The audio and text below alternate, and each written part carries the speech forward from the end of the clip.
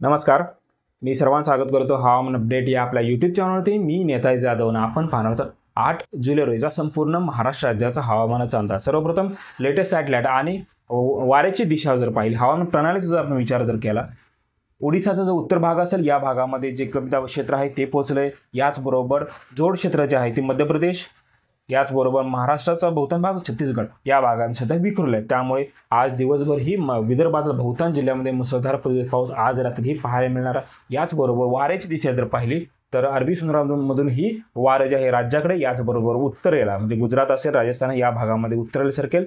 तसेच बंगालच्या उपसागरामधून ही वार्षिक वाऱ्यांचा पुरवठा हा पश्चिम बंगाल असेल, नेपाळचा दक्षिण भाग असेल आणि हिमालयाचा जो पायथा असेल या भागामधून ते उत्तरेला जाण्याची दाट शक्यता आहे. याचबरोबर हवेचं प्रेशर जर आपण पाहिलं तर सध्या कमी दाब क्षेत्र हे पश्चिम बंगाल आणि ओडिसा या भागामध्ये स्थित आहे. या भागात जर पाहिलं जवळपास 998 एवढं प्रेशर आहे. या असेच प्रेशर जर पाहिलं तर राजस्थानचा उत्तर भाग असेल आणि पाकिस्तान, पंजाब, हरियाणा हा जो पट्टा असेल या भागामध्ये सध्या आपल्याला पाहायला मिळतात.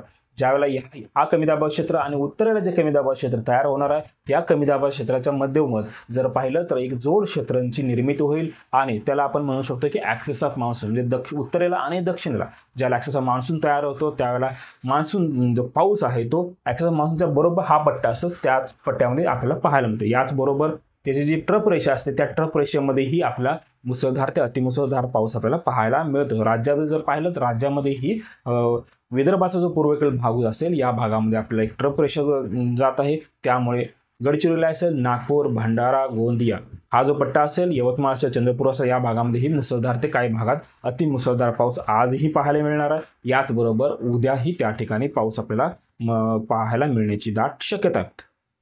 याचबरोबर सध्याची लेटेस्ट सॅटेलाइट इमेजनुसार जर आपण पाहिलं तर विदर्भातील संपूर्ण जिल्हे असेल, गडचिरोली, भंडारा, गोंदिया, चंद्रपूर, नागपूर, भंडारा, गोंदिया याचबरोबर अकोला असेल, अमरावती असेल, बुलढाणा तसेच वाशिम असेल या भागात पावसाची दाट शक्यता आहे. नागपूरचं जर पाहिलं तर नागपूरमध्येही आज दिवसभर मुसळधार काही भागात जोरदार स्वरूपाचा पाऊस पाहायला, भंडाऱ्यामध्येही मुसळधार पद्धतीचा पाऊस पाहायला मिळालेला. आज रात्रीही त्या ठिकाणी मुसळधार पद्धतीचा पाऊस आपल्याला, काही भागात संततधार पाऊस आपल्याला पाहायला मिळण्याची दाट शक्यता.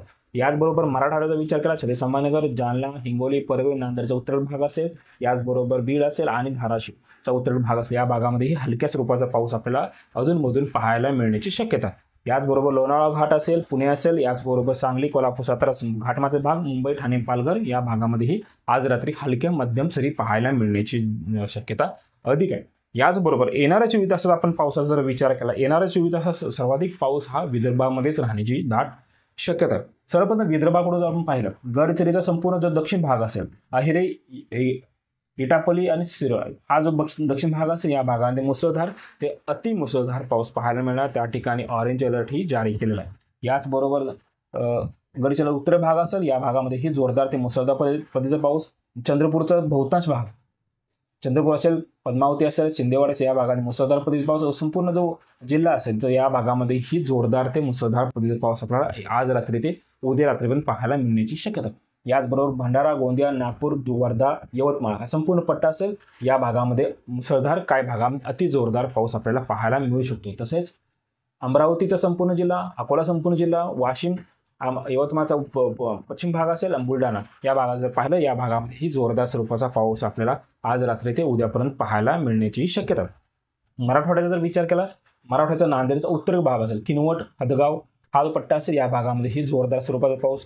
दक्षिणचा पाहिलं कंधार, मुदखेड, गंगापूर वगैरे या भागामध्ये आपल्याला हलक्या स्वरूपाचा पाऊस त्या ठिकाणी पाहायला मिळणार आहे. याचबरोबर हिंगोलीचा उत्तर भाग असेल या भागामध्येही जोरदार स्वरूपाचा व दक्षिणचा संपूर्ण भाग असेल. याचबरोबर परभणी, जालना, छत्रपती संभाजीनगरचा दक्षिण भाग असेल, बीड असेल, धाराशिव, लातूर या भागामध्येही हलक्या स्वरूपाचा पाऊस त्या ठिकाणी पाहायला मिळण्याची शक्यता आहे. याचबरोबर आपण खांद्याचा जर विचार केला, खांद्याचा जळगावचा दक्षिण भाग असेल, बडगाव, चाळीसगाव, चामळगे या भागामध्ये जोरदार स्वरूपाचा. उत्तरेचा विचार केला, चोपडा, रावेळ, याचबरोबर भुसावळ असेल, पारनेर असेल या भागात जर पाहिलं या भागामध्ये हलक्या स्वरूपाचा पाऊस त्या ठिकाणी पाहायला मिळेल. 1 ते 2 ठिकाणी आपल्याला जोरदार सरी त्या ठिकाणी पाहायला मिळण्याची शक्यता आहे. धुळे संपूर्ण जिल्हा, नंदुरबार संपूर्ण जिल्हा या भागामध्ये हलक्या मध्यम सरी.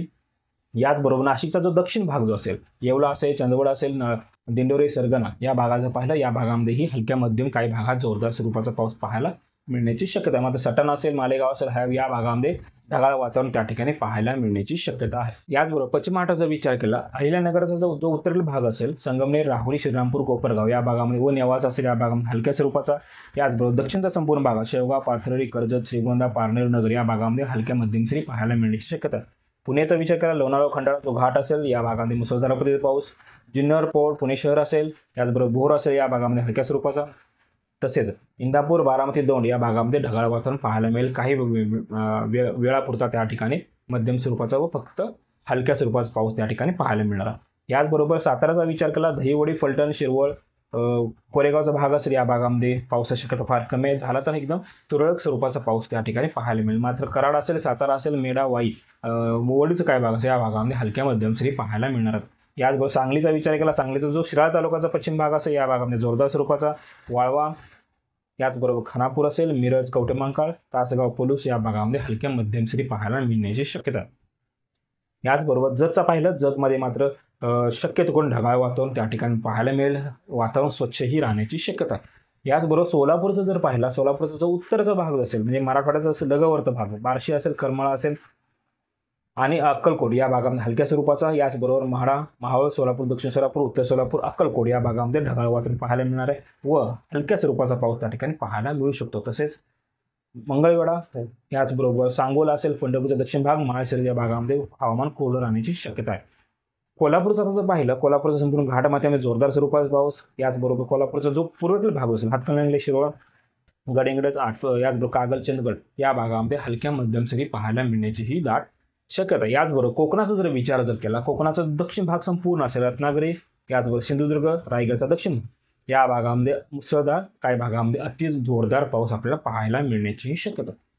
याचबरोबर ठाण्याचा जो मध्यवर्ती भाग असेल, कल्याण, राजगुरुनगर, भिवंडी, पनवेल या भागामध्ये हलक्या मध्यम सरी, त्याचबरोबर पालघर आणि मुंबई शहर असेल व उपनगरचा काही भाग असेल या भागामध्ये अधूनमधून हलक्या मध्यम सरी पाहायला मिळण्याची शक्यता आहे. याचबरोबर IMD म्हणजे हवामान खात्याच्या अंदाजानुसार जर आपण पाहिलं तर गडचिरोली, चंद्रपूर, यवतमाळ, अमरावती, वर्धा, याचबरोबर नागपूर, भंडारा, गोंदिया या भागामध्ये ऑरेंज अलर्ट केला आहे. या भागामध्ये मुसळधार ते अतिमुसळधार पाऊस आपल्याला पाहायला मिळण्याची शक्यता.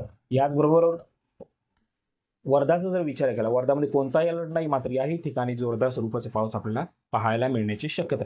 याचबरोबर अकोला असेल, नांदेड, हिंगोली, परभणी, बीड, जालना, संभाजीनगर, जळगाव, धुळे, नंदुरबार, नाशिकचा घाटमाथ्याचा भाग असेल व पश्चिम भाग असेल, याचबरोबर पालघर, ठाणे, तसेच रायगड, पुण्याचा घाटमाथ्याचा भाग, पश्चिमेचा भाग, याचबरोबर सातारा पश्चिम, याचबरोबर सिंधुदुर्ग आणि कोल्हापूर पश्चिम या भागामध्ये येलो अलर्ट जारी केलं. याचबरोबर सातारा पश्चिम आणि रायगड, रत्नागिरी या भागामध्ये ऑरेंज अलर्ट जारी केलेला आहे. याचबरोबर अन्यत्र जर विचार केला, अन्यत्र मात्र कोणत्याही अलर्ट IMD दिलेला नाही, मात्र त्या ठिकाणी आपल्याला ढगाळ वातावरण पाहायला मिळू शकतं. हे होतं येणाऱ्या 24 तासाचं राज्याचं हवामान अपडेट. जर आता आपण हवामान अपडेट या YouTube चॅनल सबस्क्राईब केलं नसेल, कृपया सबस्क्राईब करा, बेल नक्की करा आणि ही माहिती शक्यतो करून सर्वाधिक शेतकऱ्यांना तुम्ही फॉरवर्ड करा. धन्यवाद.